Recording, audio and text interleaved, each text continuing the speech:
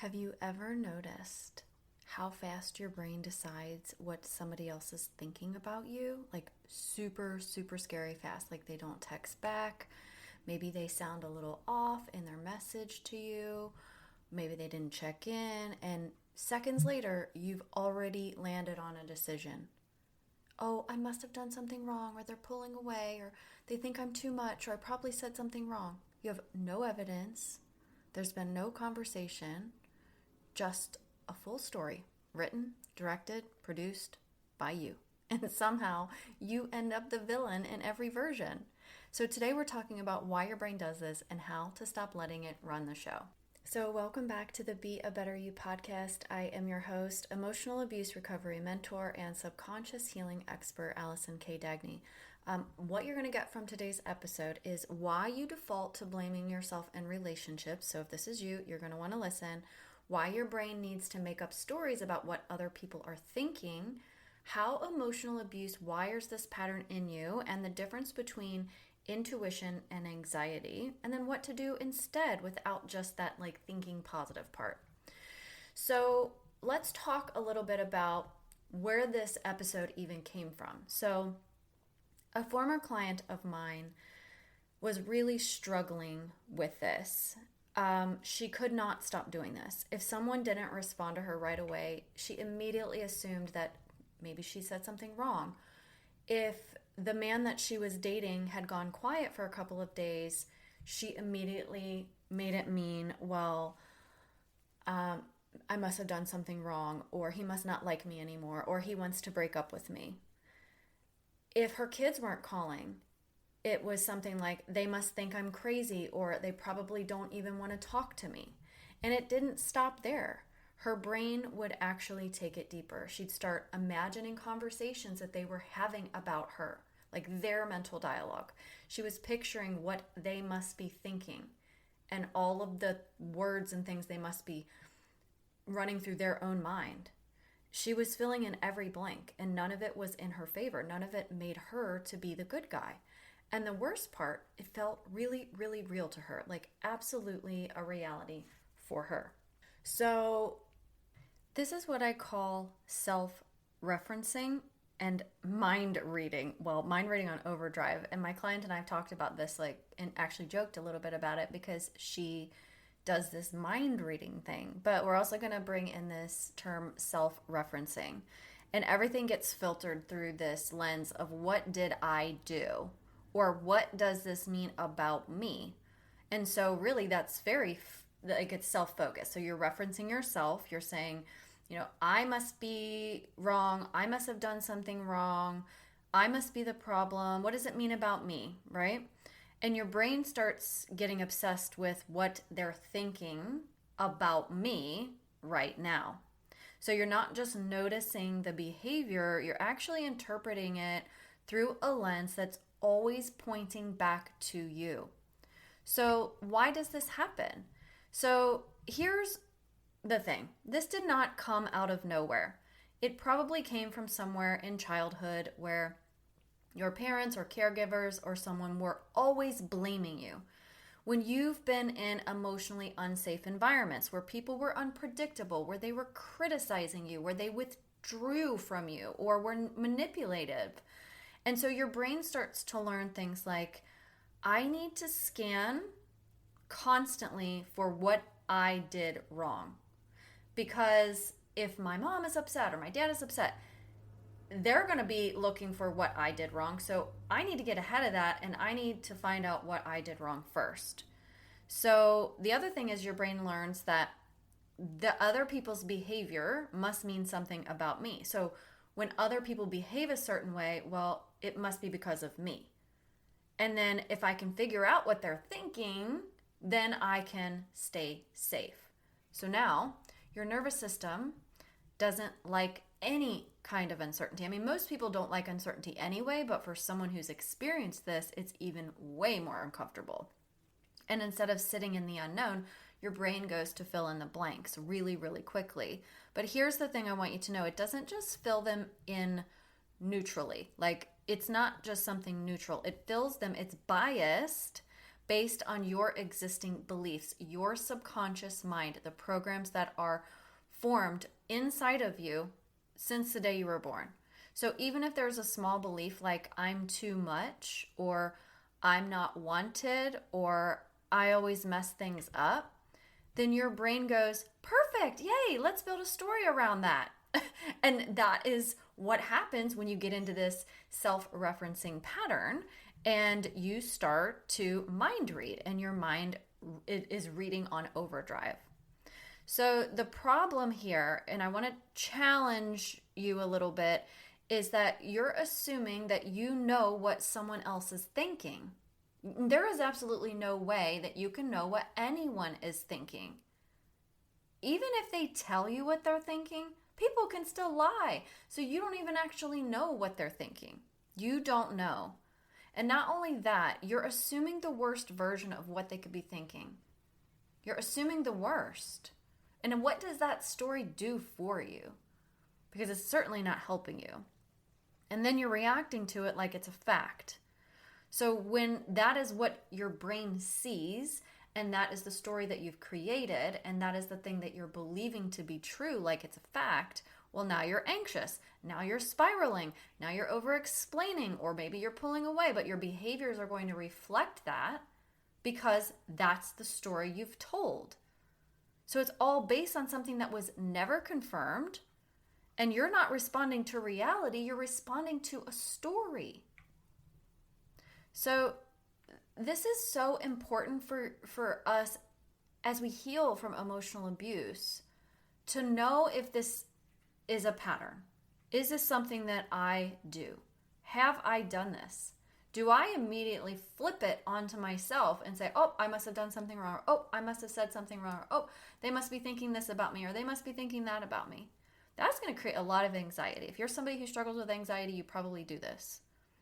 So I want to talk about the difference between your intuition and anxiety, because people love to say, like, oh, I just feel like something's off, or I feel like something's wrong. And for a lot of people who are hypervigilant, that could be true, right? You might really feel that. But let's separate this out, because your intuition is going to be calm, it's going to be neutral, it's going to observe things without spiraling or making meaning of stuff. It's not going to jump to conclusions. It's not going to try to read people's minds or wonder what other people are thinking. Your anxiety is a trauma response. Anxiety is going to be urgent. It's going to be loud. It's going to be laden with stories. It's going to be personalizing it to you, and it needs an answer now. So if your mind is writing a full script, a movie, or a whole book about what someone thinks of you, that is not, I repeat, that is not your intuition. That is your brain trying to protect you from uncertainty, because you've been programmed to try to fill in the gaps, because the gaps were scary. When you didn't know how someone was going to react, you were looking for, well, what did I do wrong? And what must they be thinking about me? And how can I mitigate this or make this better to stay safe, ultimately? So what do you do instead, right? Well, number one, so I'm going to give you a couple of steps here. I'm going to give you 5 quick steps that you can do to help yourself. Is number one, you've got to catch it in the moment. You have got to get into the practice of stopping these things from spiraling. And I use this analogy of, or maybe it's a metaphor. I always get those two confused. But anyway.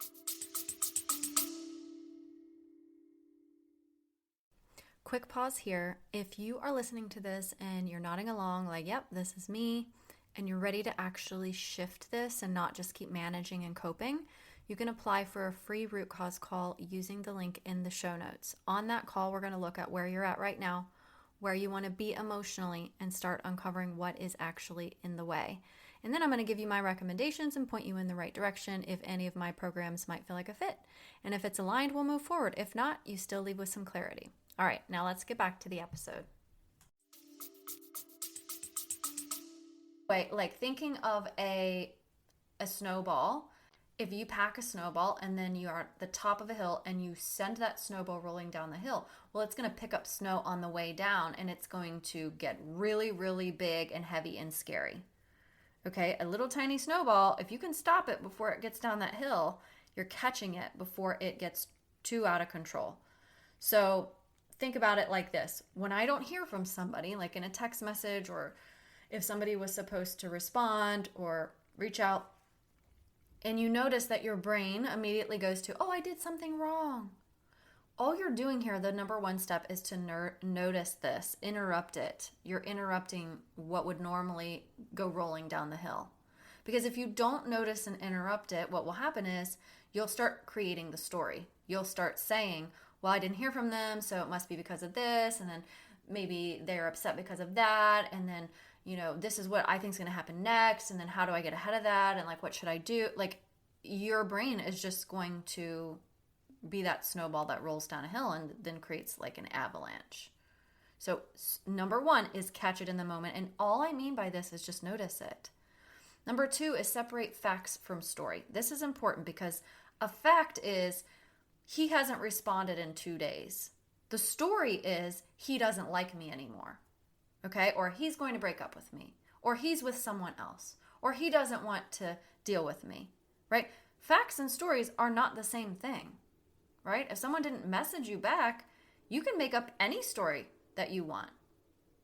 Any story. So why are you choosing the story that keeps you in pain, struggling, suffering, anxiety, worry, whatever, right? So you have to wonder, like, why do I do this? Okay, well, this is a protective mechanism for most people. So number one, catch it in the moment. Number two, separate the facts from the story. The facts is he hasn't responded in 2 days. What's the story that you're telling yourself about that? Number three is stop trying to solve what you do not have access to. You do not have access to someone else's thinking. You do not know, unless you are a mind reader, which I don't know anybody who is, right? So you're trying to solve something in their mind. That's a losing game. You can't do that. You only know what you're thinking. What you're thinking, and by that I don't mean like, well, I know what I'm thinking that they're thinking. No, you cannot know what someone else is thinking. This is key. Like, you have to be accepting of this reality. You need to stop yourself, number one, catch it in the moment, separate the facts from the story, and stop trying to solve what you have no way of knowing. Number four is bring it back to you, but in a grounded way, okay? Not like, oh, I'm the problem kind of way, like you were doing before. Instead of, what are they thinking about me, right? Or maybe they're thinking this about me, or maybe they don't like me, whatever that is, right? We're going to shift it to, what do me personally, this is bringing it back to you, what do I actually know right now? And what do I need? So what do I know? And what do I need? Okay? And you might be like, well, I know they haven't texted me in 2 days, and I need communication.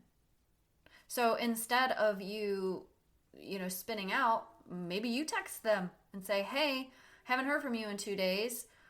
What's going on? What are you doing? What's up? Right? Or whatever. If people aren't willing to communicate with you, you have to be curious if those are really people you want in your life.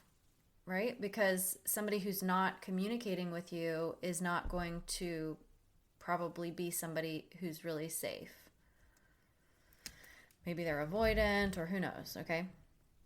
Number five, the last step here, is to let there be space. So not everything needs an immediate interpretation, and this is hard for a lot of people because the brain wants to fill in the gaps. It wants to make meaning of things. I talk about this in my new book, Hack Your Mind, Heal Your Heart, which I highly recommend getting a copy of if you struggle with these kinds of things. Because sometimes the most regulated thing you can do is nothing. It's nothing. Not making up stories, not giving things meaning, just space to let things exist. And that's really, really hard for people. And this is an aspect of rumination, because when you start thinking of certain things, your brain puts it on autopilot for you. If you think of something enough times, your brain will automate it for you, and it will try to make life easier for you. It says, oh, well, you've thought about this a lot lately, So I'll just put this on autopilot so you don't have to consciously remember to think about it. Okay, and let me give you a great example of this. So I was trying to create a new habit where I am trying to increase my feminine energy. Okay, and essentially what this means is I want to be relaxed, I want to be wearing beautiful clothes, putting makeup on, doing my hair, speaking slowly, walking slowly, receiving, not working so hard all the time, right? So part of this required me to be thinking about it a lot and doing things in this vein of existence a lot. So, for instance, I'm reading a book about magnetic feminine energy. I'm going to actually create a podcast episode on this as well. But my point is, if I just said, "Oh, I want to be in my feminine energy one day, one time," my brain's not going to automate that for me. So I have to do things constantly throughout my day. So I was listening to the book on Audible on my walks and in the car. I was setting out my silky pajamas every morning before I would really get my day started, so that in the evening it was right by my bathtub so that I could put my bath salts in. Like everything I'm doing, I'm putting that focus on and attention because I want to embody this.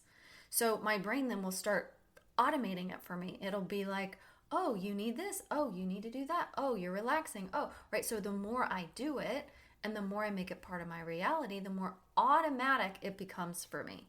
Right? This is like anybody. If in your job you're really used to solving mathematical equations all day long, right? It becomes automatic for you. You can't even not see things for mathematical equations when you go out into your day-to-day, because that's just part of what your focus has been. So it's the same thing when we're talking about this.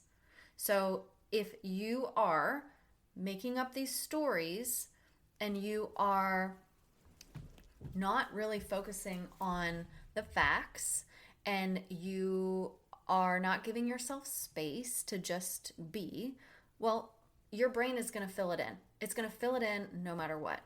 So you can shift this by, in that space, allowing something else to fill in that gap. So maybe you take up a practice of meditation. Maybe you do something to kind of help you cope with this. And I'm not a huge fan of coping in the fact that I don't think coping will, it's not going to move you forward. It's just going to soothe your wounds in the moment. So if you really want actionable change, you have to start at the subconscious mind. But for things like this, when we're talking about, right, like letting there be space, right, sometimes the most regulated thing you can do for yourself is just to allow that space to be. And maybe you fill it in with reading a book, or maybe, I'm not saying you have space, you have to sit in silence, right? I'm saying instead of creating a meaning about it, right? You say, you know what, I'm just going to go read a book, or I'm going to make a batch of brownies, or I'm going to listen to my favorite podcast, or whatever that is, okay? Because the problem most people have is they try to make meaning out of things, and they just get in their head and they start interpreting and filling in these stories about what other people are thinking or what it must mean about them. And that's where I'm saying, like, this whole 5-step process will help you not to do that. So as a recap, we're going to catch it in the moment, just noticing it. We're going to separate the facts from the story. Okay, he hasn't responded in 2 days. What's the story I'm making out of that? Is that even true? Or I'm just making this story up? And you might be like, no, I know it's true. Well, how do you know it's true? Are you really sure? Like, did they tell you? Like, what is the meaning that you're making in it? There could be layers and layers and layers of meaning. And then, obviously stop trying to solve it because you don't have access to their brain. And then bringing it back to you. Like, what do I actually know and what do I actually need right now? And that might help you take action. And then just letting there be space so you're not trying to fill in the meaning and the gap, and do something else. Shift somewhere else. Now, if you've spent a lot of time trying to manage other people's thoughts, and what I mean by this is I don't mean that you're trying to like tell people what to think. No, I'm saying you are in your head making their thoughts about you a reality. Let me say that again. In your mind, you are making other people's thoughts about you a reality when you don't even know what they're thinking. Okay? Instead of feeling safe in your own thoughts, because that's the only place that you actually can. And until that shifts for you, your brain's going to keep making you the problem, even when you're not the problem, right? Isn't it possible that they're not thinking about you at all? Isn't it possible that they're busy and they're doing something else and you haven't even really crossed their mind, right? But you're making it, oh, they must be I just want you to think about this for a moment. A friend texts you and you respond and then you don't hear back from them. And it's been a couple of days and you start ruminating and you start making up the stories. And in your head, you're saying, oh, they must not like me, or maybe I said something, or they don't want to be my friend. So in your mind, you have made yourself the center of attention in that person's mind. I want you to sit with that for a minute. No judgment, just reality here. You have made yourself the center of attention in that person's mind. Does that person have a family? Does that person have kids? Does that person have a job? Do they have interests? Do they have hobbies? Or do you really think that they're sitting there ruminating about you? Do you know what I mean? Like, this is the thing I think we have to really, really be aware of, okay? Because people aren't really thinking about you as much as you think that they are, okay? And that's maybe a scary feeling for people. Like, oh, I actually thought maybe, and maybe you're doing it because that makes you feel better about yourself. Oh, if I'm the focus of them and their thoughts, then that actually, in some ways, makes me feel better. We don't do things. We don't even ruminate or try to read people's minds for no reason. We do it because it serves us. It gives us something. This is the kind of work I do with my clients every single day. And if you need help with any of these kinds of things, please reach out to me and schedule one of those free 30-minute root cause calls, and I will help you get to the root, and I will also let you know what kind of offers that I have, services available, things that could support you. So if you saw yourself in this episode, if you heard things that I said that remind you of you, you're not alone. And I want you to know this pattern is so exhausting. But it doesn't go away by telling yourself, just stop thinking about it. It shifts when you start changing the root of why your brain does it in the first place. And that's the work that I do.